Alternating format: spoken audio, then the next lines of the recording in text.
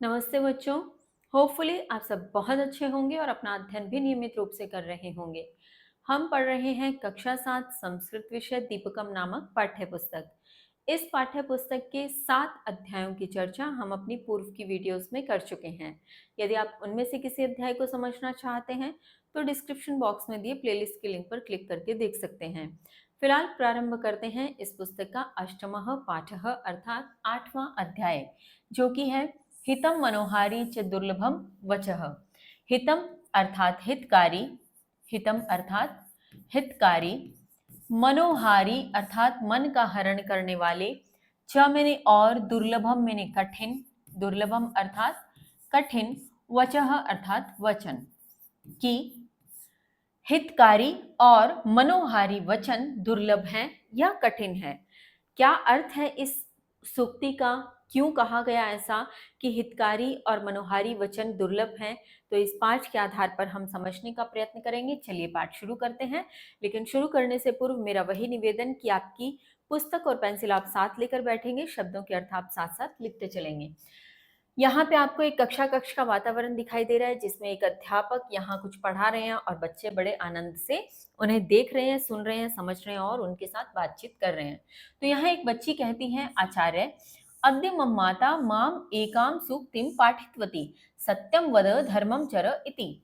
आचार्य, हे आचार्य, अद्य आज, मम मेरी, माता माता ने, माम मुझे, माम अर्थात मुझे, एकाम एक, सूक्तिम सूक्ति, पाठितवती पढ़ाई, पाठितवती पढ़ाई। बच्चों यहाँ ध्यान देना, यदि होता पठितवती तो होता पढ़ी, लेकिन यहाँ है पाठितवती, तो पाठितवती मतलब पढ़ाई। सत्यम वद सत्य बोलो, वद मैंने बोलो, धर्मम चर धर्म पर चलो या धर्म का आचरण करो। वद का अर्थात बोलो, चर का अर्थात आचरण करना या चलना। तो सत्य बोलो, धर्म पर चलो, इस प्रकार से। तो इस बच्चे ने क्या कहा कि हे आचार्य, हे गुरुजी, आज मेरी माता ने मुझे एक सूक्ति पढ़ाई, सत्य बोलो, धर्म पर चलो, इस प्रकार से। इसकी बात सुनकर यहाँ दूसरी एक बच्ची इसी कक्षा की कहती है, आचार्य सूक्ति ही इत्युक्ते कह अभिप्रायः।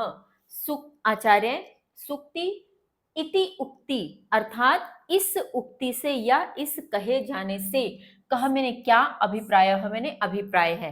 मैंने इसीलिए यहाँ पे आपको सूक्ति का अर्थ अभी बताया नहीं है, क्योंकि आचार्य के माध्यम से हम समझने का प्रयत्न करेंगे असल में सूक्ति का अर्थ क्या है। तो आचार्य को पूछती है कि सूक्ति इस कहे गए में या इस उक्ति में क्या अभिप्राय है, इस उक्ति का, इस कहे गए कथन का क्या अभिप्राय है।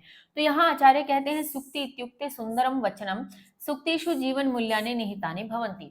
सूक्ति ही, सूक्ति इत्युक्ते अर्थात इस कहे गए का, या इसको एक शब्द में कहें तो अर्थात से भी ले सकते हो कि सूक्ति अर्थात सुंदर वचन, क्योंकि उक्ति का अर्थ होता है वचन और सु उपसर्ग लग गया तो सुंदर वचन।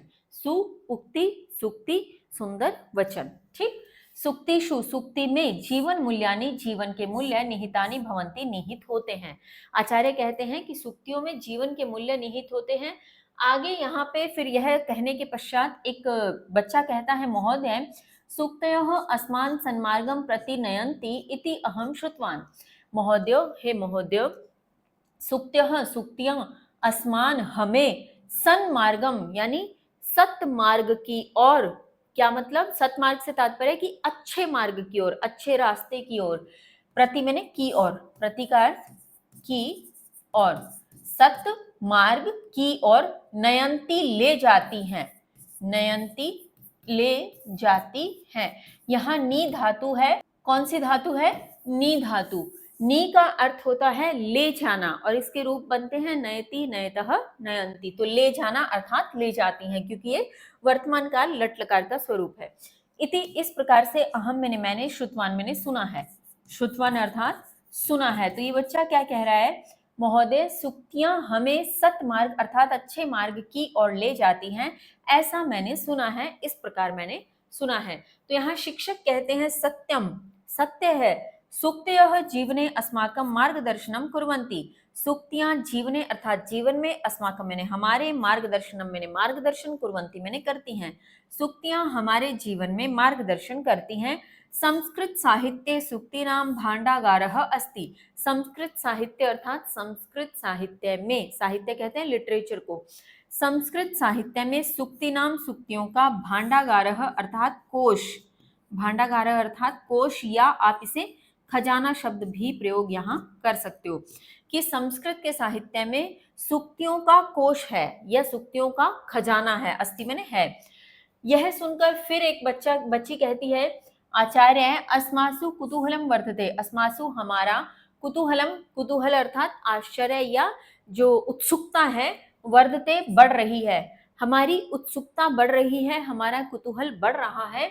वयम एतः सुक्ति पठामः। वयम आज हम सब एतः यह सुक्तियां पठामः पढ़ते हैं, हम सब यह सुक्तियां पढ़ते हैं, यानी हम बहुत उत्साहित हो रहे हैं, बहुत कुतूहल हमें हो रहा है, आश्चर्य हो रहा है कि कैसी ये सुक्तियां हैं जो हमारे जीवन के मूल्यों का आदर्श स्थापित करती हैं। तो आज हम सुक्तियां पढ़ते हैं। तो शिक्षक क्या कहते हैं, न केवलम पठामः, यानी न केवल पढ़ते हैं, अपितु स्मरामः, अपितु स्मरण करते हैं, जीवने आचरामः च, जीवन में आचरामः अर्थात आचरण करते हैं, च मैंने और। कहने का तात्पर्य है कि न केवल पढ़ते हैं अपितु उनको याद भी करते हैं और जीवन में आचरण या जीवन में व्यवहार लाने का प्रयत्न भी करते हैं। तत्पश्चात अब किस प्रकार की सूक्तियां आपके इस पाठ के अंतर्गत दी हुई हैं, चलिए शुरू करें। पहली है माता भूमि ही पुत्रो अहम पृथ्व्यः।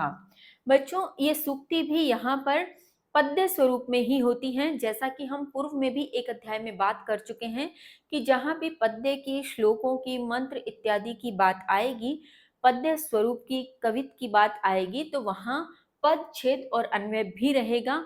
पद, छेद और अन्वय पर हम पहले पूर्व में विस्तार से चर्चा कर चुके हैं, तो आप वहां जाकर देख लीजिए उस अध्याय पर। फिलहाल के लिए इसको हम स्किप करते हैं, पद, छेद, अन्वय आप स्वयं पढ़ेंगे और हम सुक्ति का यहाँ अर्थ देखने से पूर्व क्या पढ़ेंगे, पहले भावार्थ, जिस भावार्थ को पढ़कर हम सुक्ति को बड़ी आसानी से समझ जाएंगे। तो हम चलते हैं भावार्थ की ओर। भावार्थ में कहा गया, पृथ्वी अस्मान माता इव लालयति पालयति च। पृथ्वी अस्मान मैंने हमारी, माता, माता, इव मैंने के समान या की तरह, के समान या की तरह भी आप इसमें लिख सकते हो। तो पृथ्वी हमारी माता के समान, लालयति अर्थात प्रेम करना, प्रेम करती है या प्रेम करना, पालयति पालती है अर्थात पोषण करती है, च मैंने और। अब क्या कहा गया कि पृथ्वी हमारी माता के समान प्रेम और पालन करती है, यानी हमारी माता जिस प्रकार हमें प्रेम करती है, हमारा पालन पोषण करती है, तो ठीक उसी प्रकार ये पृथ्वी भी हमारी माता के समान हमारा लालन पालन करती है। अतः भूमि ही अस्माकं सर्वेषां माता अस्ति। अतः इसलिए भूमि ही, भूमि अस्माकं हम, सर्वेषां सभी की, माता अस्ति माता है। इसलिए भूमि हम सब की माता है क्योंकि वो हम सब का लालन पालन करती है। वयम सर्वे अस्याः पृथ्व्याः संताना स्मः। वयम हम सर्वे सभी अस्या इस पृथ्व्याः पृथ्वी की, संतानाः स्म संताने हैं। यहाँ स्म से अर्थ है जो बहुवचन स्वरूप में प्रयुक्त किया जाता है, ठीक है। तो हम सभी इस पृथ्वी की संतानें हैं। एषा सर्वदा पूज्य अस्ति। एषा यह, सर्वदा सदैव, पूज्यः पूजनीय, अस्ति मैंने है, यह सदैव पूजनीय है। क्यों? क्योंकि पृथ्वी हम सबकी माता है, यह हमारा लालन पालन करती है, इसलिए यह पूजनीय है, यह सदैव पूजनीय है। अब हमने इसका भावार्थ पढ़ लिया, तो अब चलते हैं हम सुक्ति के अर्थ की ओर। माता भूमि ही, माता भूमि अर्थात माता कौन है? भूमि।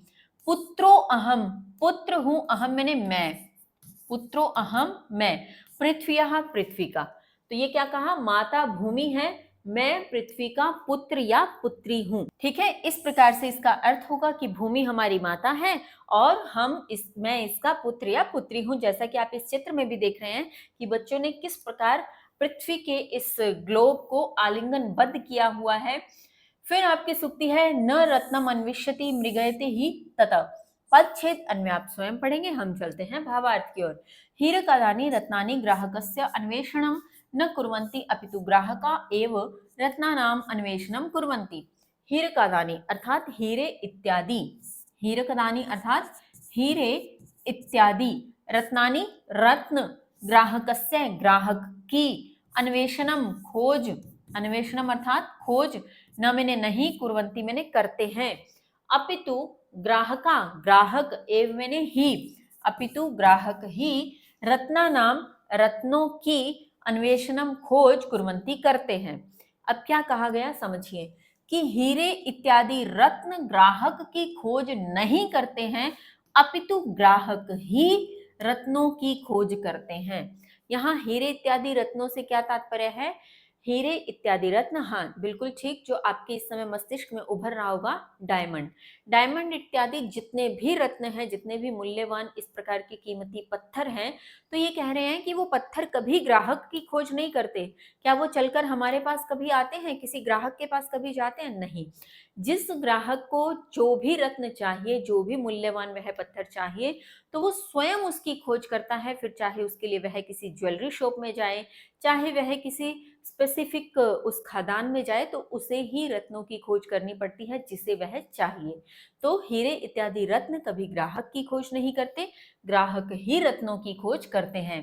तथैव उसी प्रकार अस्मासु हम में यदि गुणः सन्ति, यदि गुण है, सन्ति मैंने है, तरही तो गुणज्ञाः, गुणों के जानकार, गुणज्ञाः गुणों के जानकार, स्वयमेव स्वयं ही, अस्मान हमें, अन्विष्य खोजते हुए, अन्विष्य खोजते हुए, अगच्छन्ति आते हैं, अगच्छन्ति आते हैं। पहले आप पूरी पंक्ति का अर्थ देखें।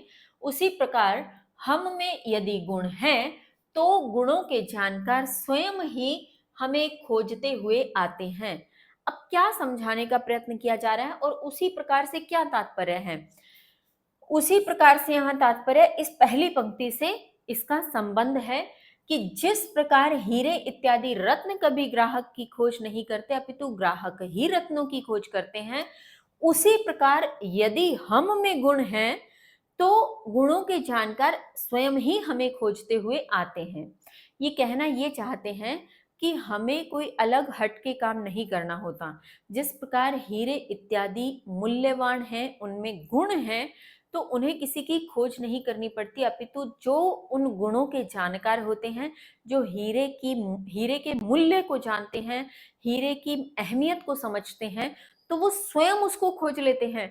ठीक वैसे ही हमें क्या करना है? हमें स्वयं को गुणवान करना है।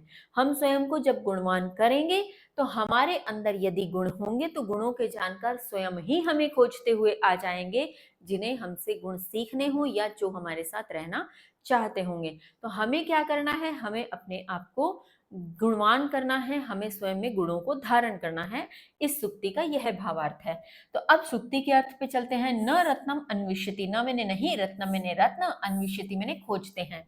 रत्न खोजते नहीं है।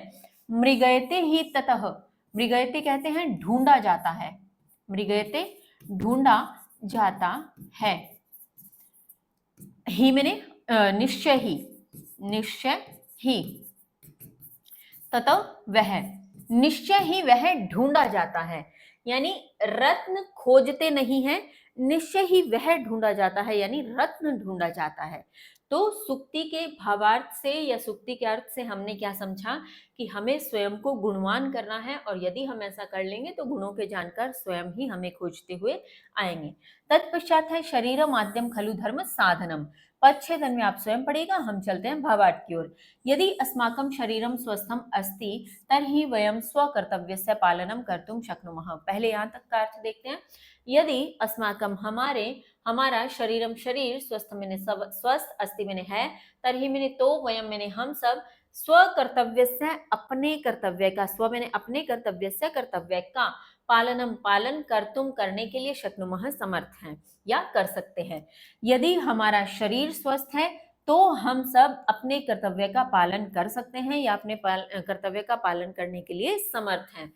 अतः अस्माभिः स्वशरीरस्य रक्षा सर्वथा करणीया, यत् शरीरम एव धर्म पालनस्य प्रथमम साधनम अस्ति।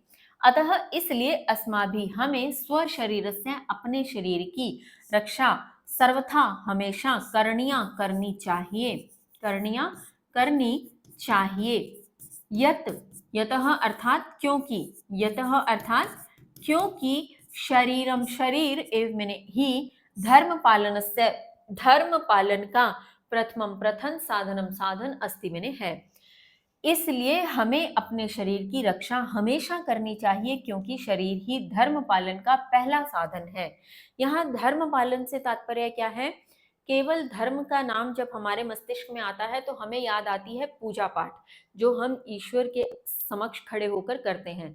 हमें ऐसा लगता है कि अपने अपने धर्म, अर्थात जो हिंदू है, मुस्लिम है, सिख, ईसाई, इन धर्मों का पालन करना ही धर्म का पालन करना है। नहीं, यहाँ पर धर्म का पालन से व्यापक अर्थ है। व्यापक अर्थ से तात्पर्य है कि धर्म का संबंध न केवल धार्मिक क्रियाओं से, अपितु हमारे द्वारा किए जाने वाले हमारे गुणों से, हमारी उस क्षमता से जिसके लिए हमारा जन्म हुआ है या जो गुण हमारे भीतर हैं। कहने का मतलब क्या है कि यदि मैं विद्यार्थी हूं तो मेरा धर्म क्या है? पढ़ना। यदि मैं शिक्षक हूं तो मेरा धर्म है पढ़ाना। यदि मैं नेता हूं तो मेरा धर्म है सेवा करना। तो कहने का तात्पर्य है, जिस भी आप क्षेत्र से संबंध रखते हैं, उस क्षेत्र से संबंधित जो भी आपके कर्तव्य हैं, वही आपके धर्म भी कहलाते हैं। तो यहाँ धर्म का अर्थ व्यापक स्वरूप में लिया गया है। तो धर्म का पालन करने से संबंध, अर्थात हम जिस क्षेत्र में हैं उससे संबंधित हम अपने सभी कर्तव्यों का पालन कब कर पाएंगे? जब हमारा शरीर स्वस्थ होगा। क्यों? क्योंकि इन धर्मों का पालन करने के लिए शरीर ही पहला साधन है। शरीर स्वस्थ नहीं होगा तो हम क्या धर्म का पालन कर पाएंगे? फॉर एग्जाम्पल, आपके पास नेट है, मोबाइल है, मेरे पास भी नेट है, मोबाइल है, सब कुछ है, किंतु यदि मेरा शरीर स्वस्थ नहीं होगा तो क्या मैं यह वीडियो आप तक पहुंचा पाऊंगी? मैं अपने धर्म का पालन कर पाऊंगी? नहीं। यदि आपका शरीर स्वस्थ नहीं होगा तो क्या आप पढ़ाई कर पाएंगे? क्या अध्ययन पर उतना ध्यान दे पाएंगे? नहीं। तो यही इसका कहने का तात्पर्य है कि सब अतिरिक्त चीजों के होते हुए भी यदि शरीर स्वस्थ नहीं है तो हम अपने धर्म का पालन नहीं कर सकते। इसलिए धर्म ही धर्म के पालन का पहला साधन शरीर ही माना गया है। तो हमें क्या करना है? अपने शरीर की रक्षा सदैव करनी है। अब इसके भावार्थ को हमने अच्छे प्रकार से समझ लिया है। हम चलते हैं सूक्ति के अर्थ पर। शरीरम आद्यम खलु धर्म साधनम। शरीरम मैंने शरीर, आद्यम मैंने प्रथम, आद्यम अर्थात प्रथम, खलु मैंने निश्चय ही, खलु अर्थात निश्चय ही, धर्म साधनम धर्म का साधन है। यानी निश्चय ही शरीर प्रथम धर्म का साधन है, यानी पहला धर्म का साधन है। यहाँ चित्र में भी आप देख पा रहे होंगे कि इस प्रकार से योगा अभ्यास इत्यादि करना, पौष्टिक आहार लेना, अध्ययन करना और बाहर की गतिविधियां करते हुए, शारीरिक रूप से क्रिया करते हुए भी हम अपने शरीर को स्वस्थ रख सकते हैं। तत्पश्चात आपके सूक्ति दी हुई है, क्षणशः कणशश्चैव विद्यामर्थम च साधयेत्। पदच्छेद अन्वय आप स्वयं पढ़िएगा। हम चलते हैं भावार्थ की ओर। ज्ञानम प्राप्तुम समयस्य निरंतरम उपयोगः करणीयः। ज्ञानम अर्थात ज्ञान, प्राप्तुम प्राप्त करने के लिए, समयस्य समय का, निरंतरम निरंतर, उपयोगः उपयोग, करणीय करना चाहिए। करणीय अर्थात करना चाहिए। तो ये क्या कह रहे हैं? ये कह रहे हैं कि ज्ञान प्राप्त करने के लिए समय का निरंतर उपयोग करना चाहिए। एकस्य अपि क्षणस्य नाशः न करणीय।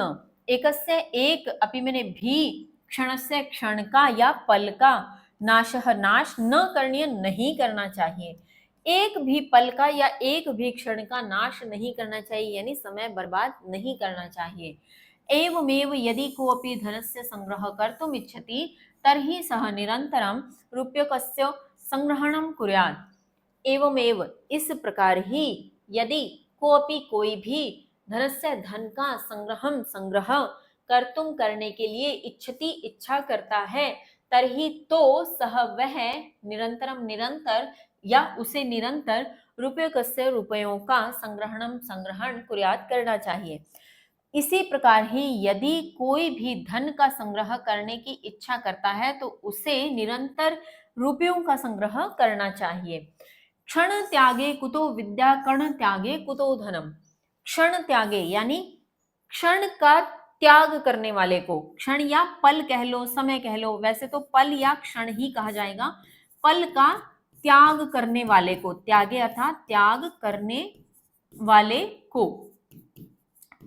कुतो अर्थात कहां, कुतो अर्थात कहां, विद्या अर्थात विद्या, कण त्यागे, जैसे ये हुआ क्षण त्यागे यानी क्षण का त्याग करने वाले को, तो कण त्यागे हो जाएगा कण का त्याग करने वाले को। कुतो मैंने कहा, धन मैंने धन।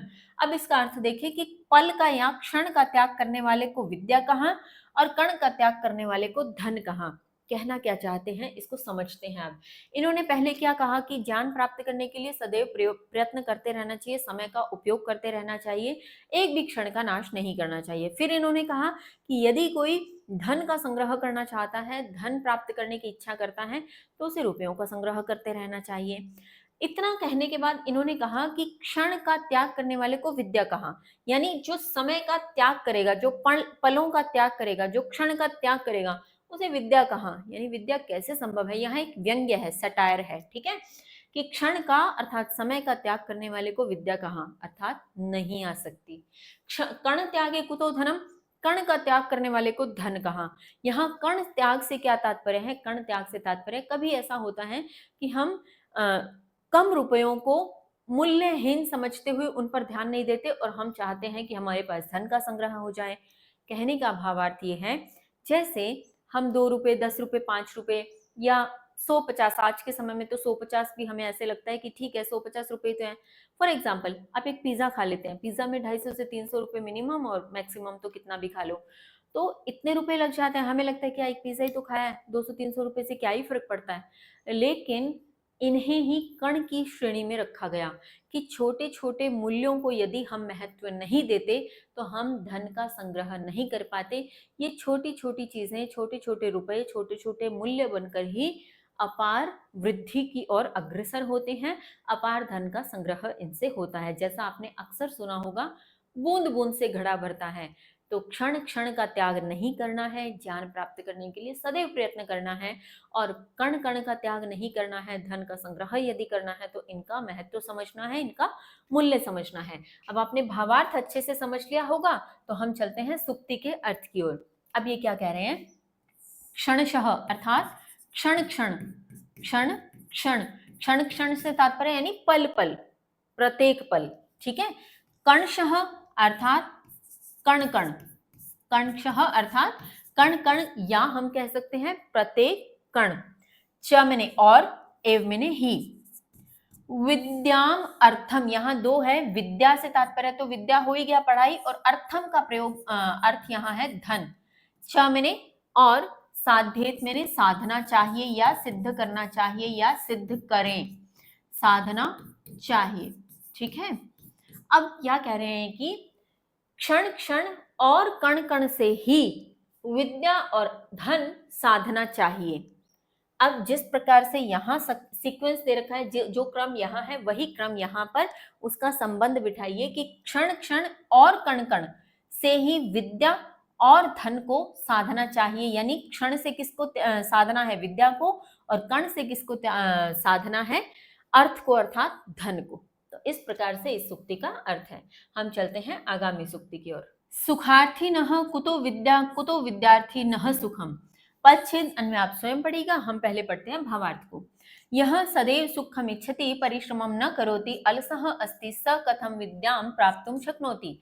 यह जो सदैव सुखम, सुख की, इच्छति इच्छा करता है, परिश्रमम परिश्रम, न मैंने नहीं, करोति मैंने करता है, जो सदैव सुख की इच्छा करता है, परिश्रम नहीं करता है, अलसः अस्ति, अलसः अर्थात आलसी, अलसः अर्थात आलसी, अस्ति मैंने है, आलसी है, सह वह, कथम कैसे, विद्याम विद्या, प्राप्तुम प्राप्त करने के लिए, शक्नोति समर्थ है या विद्या प्राप्त कैसे कर सकता है।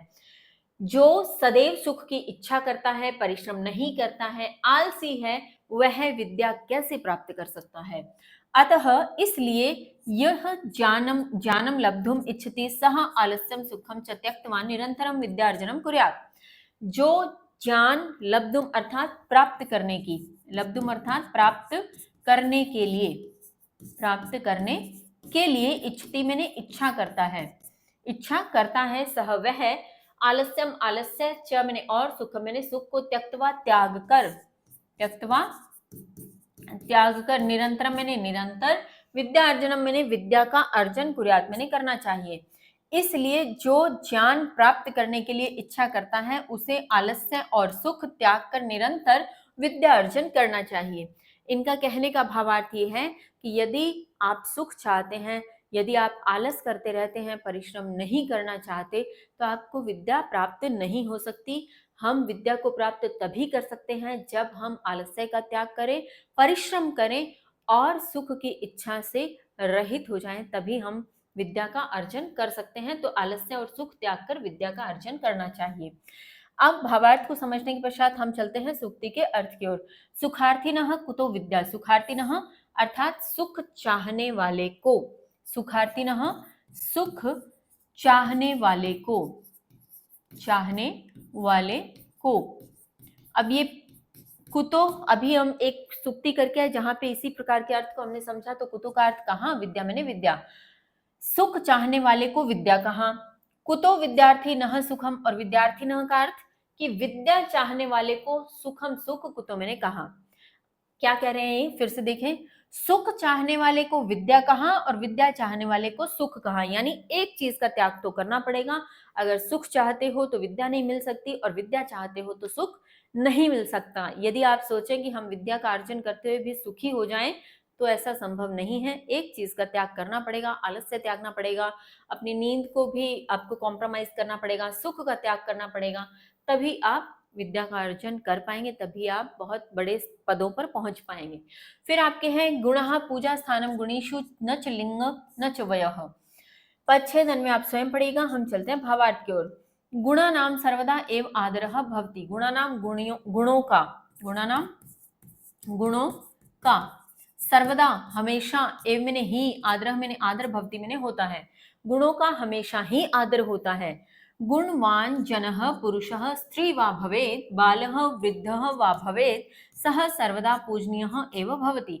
गुणवान जनः, गुणवान व्यक्ति, पुरुष वा अर्थात अथवा, वा का अर्थात अथवा, पुरुष अथवा स्त्री, भवेत् मैंने हो, पुरुष अथवा स्त्री हो, बाल यानी बच्चा, वृद्ध मैंने बुजुर्ग, वा मैंने अथवा, भवेत् मैंने हो, बच्चा अथवा बुजुर्ग हो, सह वह, सर्वदा मैंने हमेशा, पूजनीय मैंने पूजनीय, एवं मैंने ही, भवति मैंने होता है।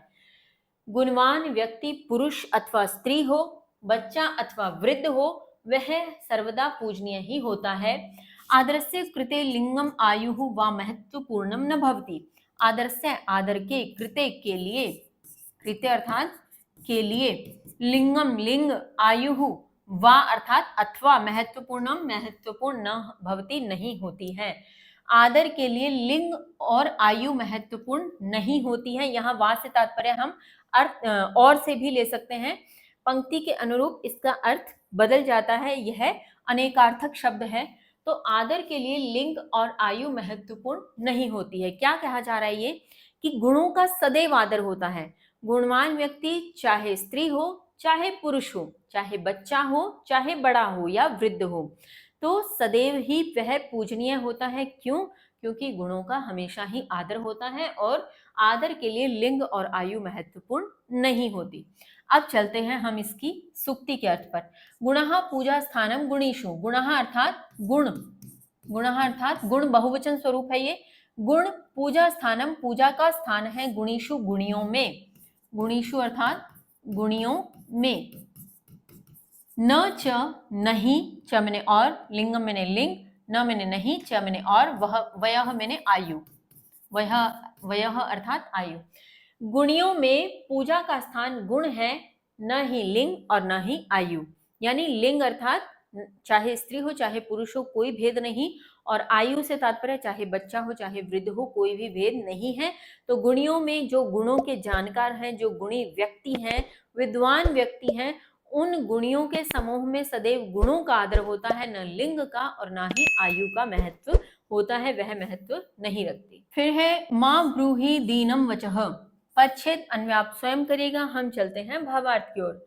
समाजे सर्व विधाः जनाः भवन्ति, समाजे समाज में, सर्व मैंने सभी, विधाः मैंने प्रकार के, विधाः अर्थात प्रकार के, जनाः अर्थात लोग, भवन्ति मैंने होते हैं, समाज में सभी प्रकार के लोग होते हैं। केचित सहायम कुर्वन्ति, केचित मैंने कुछ, सहायम मैंने सहायता, कुर्वन्ति मैंने करते हैं, कुछ सहायता करते हैं, केचित केवलम विकथनम कुर्वन्ति, केचित कुछ, केवलम मैंने केवल, विकथनम अर्थात गर्ववाणी, अर्थात गर्ववाणी कुर्वन्ति करते हैं।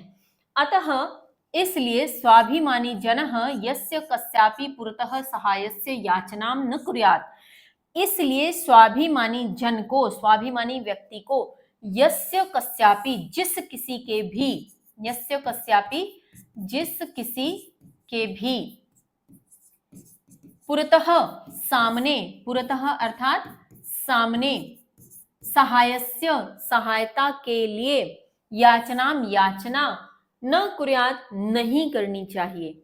अर्थ दोबारा देखें एक बार, समाज में सब प्रकार के लोग होते हैं, कुछ सहायता करते हैं, कुछ केवल गर्ववाणी करते हैं। यहाँ गर्ववाणी से तात्पर्य यानी ईगो में आकर बहुत बड़े बड़े वादे कर लेते हैं, बहुत बड़ी बड़ी बातें कहते हैं, लेकिन करते कुछ भी नहीं है, यानी केवल गर्ववाणी करते हैं, उसके अतिरिक्त कर्म नहीं करते, क्रिया नहीं करते। तो इसलिए स्वाभिमानी व्यक्ति को जिस किसी के भी सामने याचना नहीं करनी चाहिए। यहाँ ये क्या कहना चाहते हैं, इसके भावार्थ को और अच्छे से समझने के प्रयत्न करते हैं। ये कह रहे हैं कि समाज में बहुत प्रकार के लोग हैं, कुछ लोग तो सहायता कर देते हैं, कुछ लोग सहायता के बजाय केवल बड़ी बड़ी बातें कहते हैं, करते कुछ भी नहीं है। इसलिए जो स्वाभिमानी व्यक्ति है, जिसके भीतर सेल्फ रिस्पेक्ट है, जो स्वयं को इज्जत दिलवाना चाहता है, जो स्वयं को एक इंडिपेंडेंट रखना चाहता है, तो ऐसे को चाहिए कि वो जिस किसी के भी सामने सहायता के लिए याचना न करे, भीख न मांगे। याचना करने से तात्पर्य अर्थात भीख मांगना, तो किसी भी प्रकार से भीख न मांगे, याचना न करे। जैसा कि इस चित्र में अगर आप देख पा रहे हो, तो एक व्यक्ति आपको दिखाई दे रहा है जिसके शरीर के सभी अंग हमें स्वस्थ दिखाई दे रहे हैं, जो पूर्ण रूप से सक्षम है सभी कार्य करने में, फिर भी वह क्या कर रहा है, भीख मांग रहा है, वह सहायता के लिए याचना कर रहा है, सब कुछ होने के उपरांत भी। लेकिन यहाँ पर दूसरे चित्र में अगर आप देखेंगे तो एक बच्ची यहाँ दिखाई दे रही है जिसके हाथ नहीं है, वो पैरों से तीरंदाजी कर रही है, पैरों से अपने कौशल को विकसित करते हुए अपना प्रदर्शन कर रही है। यानी याचना अगर करनी होती तो इसको करनी चाहिए थी, ये कहकर कि मेरे हाथ नहीं और मेरा जीवन यापन करो, मैं कुछ कर नहीं सकती, ये वो, ये कर सकती थी ऐसा, और शायद इसको उतनी सहायता लोग दे भी देते क्योंकि इसके हाथ नहीं।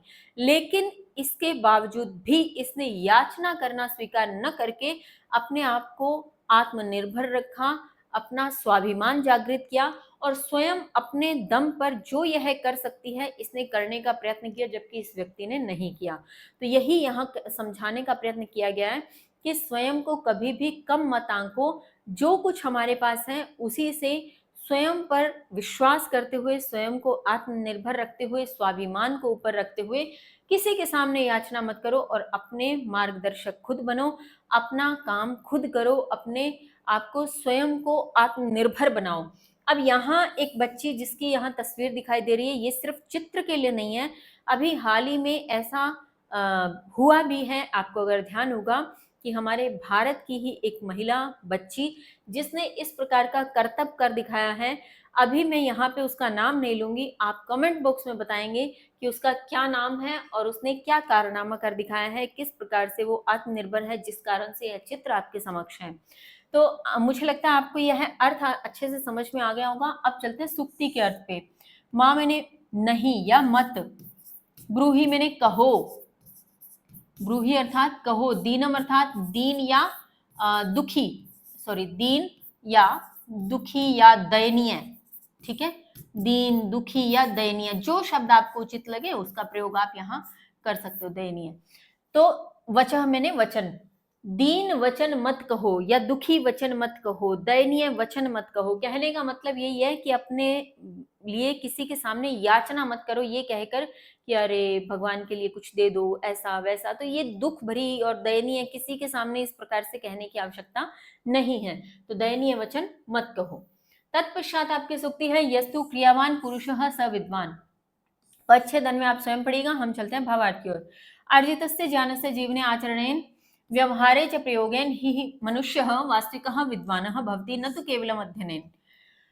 अर्जितस्य अर्जित किए हुए ज्ञानस्य ज्ञान का जीवने जीवन में, आचरणेन आचरण करने से, व्यवहारे व्यवहार में, च मैंने और, प्रयोगेन प्रयोग करने से, ही मैंने निश्चय ही, मनुष्यः मनुष्य, वास्तविकः वास्तविक, विद्वान भवति विद्वान होता है, न तो केवलम अध्ययनेन अर्थात न केवल अध्ययन से। अब क्या कहा जा रहा है, फिर से एक बार में इसके अर्थ को समझें कि अर्जित किए हुए ज्ञान का जीवन में आचरण और व्यवहार में प्रयोग करने वाला ही मनुष्य वास्तविक स्वरूप में विद्वान होता है, या निश्चय ही वास्तविक विद्वान होता है, केवल अध्ययन करने वाला नहीं। कहने का तात्पर्य यही है कि ज्ञान को जितना धारण किया है उसको न केवल धारण करना अपितु अपने आचरण में उतारना, अपने भीतर अपनी आदतों में लाना और व्यवहार में प्रयोग करना ही वास्तविक विद्वान का लक्षण होता है। केवल अध्ययन करने से कुछ नहीं होता। विद्या अनुकूल कर्मणा विना व्यर्था भवति। विद्या अर्थात विद्या अनुकूल कर्मणा, अनुकूल कर्मों के विना अर्थात बिना, विना अर्थात बिना, व्यर्था अर्थात व्यर्थ, भवति मैंने होती है, कि विद्या अनुकूल कर्मों के बिना व्यर्थ होती है। अनुकूल कर्मों से तात्पर्य है कि जिस प्रकार की विद्या को आपने ग्रहण किया है, जिस प्रकार के ज्ञान को आपने ग्रहण किया है, उससे संबंधित अनुकूल कर्मों को करना, उससे संबंधित जो कर्म निहित है वो करना। कैसे? जैसे अगर किसी ने इंजीनियरिंग की पढ़ाई की है तो निश्चय ही उसे इंजीनियरिंग के क्षेत्र में आगे जाना चाहिए, उससे संबंधित कर्म करने चाहिए। यदि किसी ने डॉक्टर से संबंधित अध्ययन किया है तो उसे डॉक्टर की लाइन में जाकर और अपने कर्म करने चाहिए। यही इसका तात्पर्य है कि जिस प्रकार की भी विद्या, जिस प्रकार का भी ज्ञान ग्रहण किया है, उससे संबंधित अनुकूल कर्म करना। तो अनुकूल कर्मों के बिना तो विद्या व्यर्थ होती है। ज्ञानम भारः क्रियाम विना, कि ज्ञान भार है क्रिया के बिना, यानी हमारे सीखे गए ज्ञान से संबंधित यदि हम कर्म नहीं कर रहे हैं तो वो ज्ञान किसी काम का नहीं, वो केवल भार स्वरूप में हमारे साथ है, इससे अतिरिक्त कुछ भी नहीं। भावार्थ से अब चलते हैं इस सूक्ति के अर्थ पे। यस्तु जो क्रियावान है, पुरुषः पुरुष, स मैंने वह, विद्वानः विद्वान है। कहने का मतलब जो क्रियावान है, जो क्रिया करता है, वह विद्वान है, वह पुरुष विद्वान है। बहुत साधारण शब्दों में सूक्ति के अर्थ में यह बता दिया कि जो क्रिया करता है वह विद्वान है, अर्थात जो क्रिया नहीं करेगा उसे, उसका जो ज्ञान है वो उसके लिए भार के समान ही है। तत्पश्चात है शीलम परम भूषणम। पदच्छेद अन्वय आप स्वयं पढ़ेगा, हम चलते हैं भावार्थ की ओर। मनुष्यस्य आचरणमेव श्रेष्ठम आभूषणम अस्ति। मनुष्यस्य, मनुष्य का, आचरणम आचरण, एव मैंने ही, श्रेष्ठ मैंने श्रेष्ठ, आभूषणम मैंने आभूषण, अस्ति मैंने है। मनुष्य का आचरण ही श्रेष्ठ आभूषण है। सदाचारम विना अन्य गुणः निरर्थका भवन्ति। सदाचारम, सदाचार के बिना अर्थात बिना, अन्य मैंने अन्य, गुणः मैंने गुण, निरर्थका मैंने निरर्थक, भवन्ति मैंने होते हैं। सदाचार के बिना अन्य गुण निरर्थक होते हैं, यानी यदि सदाचार, सदाचार से यहाँ तात्पर्य सत आचरण, सत आचरण, ठीक है, सद आचार, इस प्रकार से अगर इसका संधि विच्छेद करेंगे तो सद प्लस आचार, तो सत आचरण अर्थ। तो मनुष्य का आचरण ही श्रेष्ठ आभूषण है। आचरण से तात्पर्य यहाँ और अगर सूक्ष्म अर्थ में जाएं तो व्यवहार से, कि मनुष्य का जो व्यवहार है, जो उसकी आदतें हैं, वही श्रेष्ठ आभूषण है, श्रेष्ठ गहना है। सदाचार के बिना यानी श्रेष्ठ आचरण के बिना या सत आचरण के बिना अन्य गुण निरर्थक होते हैं, यानी अन्य गुणों का कोई महत्व नहीं, कोई अर्थ नहीं। अब भावार्थ से हम चलते हैं सूक्ति के अर्थ की ओर। शीलम परम भूषणम। शीलम अर्थात चरित्र या आचरण, चरित्र या आचरण। परम अर्थात श्रेष्ठ, परम अर्थात श्रेष्ठ, आभूषणम आभूषण, कि चरित्र या आचरण ही श्रेष्ठ आभूषण है। ठीक है। अब जिस प्रकार से इस चित्र में आपको दिखाई दे रहा है, एक बच्चा एक अंधे व्यक्ति की मदद कर रहा है और उन्हें रास्ता पार करवा रहा है, तो यहाँ पे इस बच्चे का श्रेष्ठ आचरण झलक रहा है, इस बच्चे का व्यवहार झलक रहा है। तत्पश्चात है हितम मनोहारी च दुर्लभम वचः। यह वही सूक्ति है जो आपके इस अध्याय का शीर्षक भी है, जिसे हमने कहा था कि बाद में समझेंगे क्यों हितकारी और मनोहारी वचन दुर्लभ है। तो आइए समझते हैं इस सूक्ति का क्या भावार्थ है। पच्छेदन में आप स्वयं करिएगा, हम चलते हैं भावार्थ की ओर। केचन हितकारकम वचनम वदंती किंतु तत् कठोरतया वदंती। केचन कुछ, हितकारकम हितकारी या हित करने वाले, वचनम वचन, वदंती मैंने कहते हैं, किंतु तत् मैंने वह है, कठोरतया कठोरता से, कठोरतया कठोरता से वदंती मैंने कहते हैं। कुछ हितकारी वचन कहते हैं किंतु वह कठोरता से कहते हैं। केचन मनोरंजकम वाक्यम वदंती किंतु तत्हितकारकम न भवति। केचन कुछ, मनोरंजकम मैंने मनोरंजक, वाक्यम मैंने वाक्य, वदंती मैंने कहते हैं, किंतु वह हितकारकम हितकारी न भवति नहीं होते। कुछ मनोरंजक वाक्य कहते हैं किंतु वह हितकारी नहीं होते। तादृशम वचनम दुर्लभम भवति यत हितकारकम अपि स्यात् मनोरमम अपि स्यात्। तादृशम उस प्रकार के, तादृशम उस प्रकार के वचनम वचन, दुर्लभम मैंने कठिन या दुर्लभ, कठिन, भवती मैंने होते हैं, यत जो, हितकारकम हितकारी, अपि मैंने भी, स्यात् मैंने हो, स्यात् अर्थात हो, मनोरमम मनोरम, अपि मैंने भी, स्यात् मैंने हो। उस प्रकार के वचन कठिन होते हैं जो हितकारी भी हो, मनोरम भी हो या मन का हरण करने वाले भी हो।